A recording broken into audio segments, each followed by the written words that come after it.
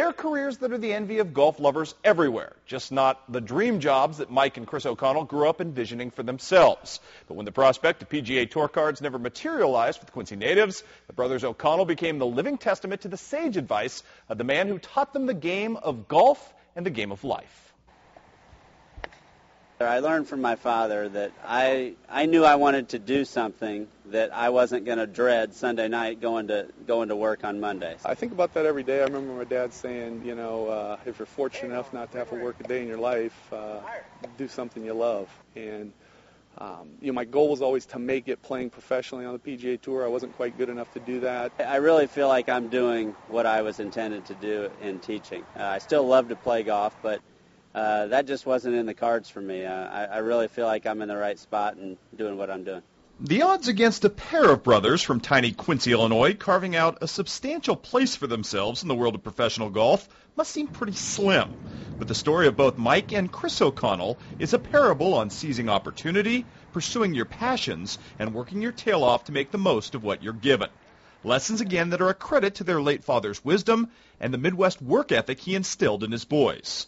Something that fellow Quincy D.A. Weibring saw in the O'Connells in giving them in their first break in the business, and something even to this day that keeps them in the favor of their famous clients. But through D.A., I met Peter Jacobsen. I've worked for him now for 10 years, caddied in 100-plus tournaments, represented Peter for the last 6 years, and, got to cross paths with a lot of the best players in the world. So it is very surreal. I love the game.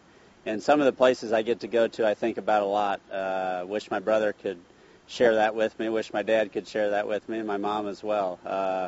Gotten to go to some incredible places I never thought I would get to. But it takes a lot of satisfaction in taking a good player and getting him back on track, getting him back going in the direction that he wants to go in. It's still a job. You're still trying to take care of the client, whether it's Lexus or Toyota or Geldwin.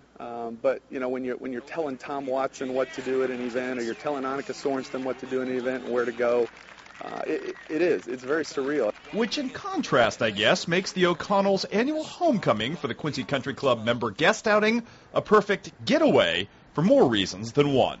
Well, I live out in Portland, Oregon now, and a good friend of mine, Jim Hansen, invited me back for the member guest. And anytime I can come back here to play at Quincy Country Club, it brings back a lot of good memories of my dad, a lot of rounds of golf we played out here, get a chance to spend some time with my brother, see a lot of my dad's friends, and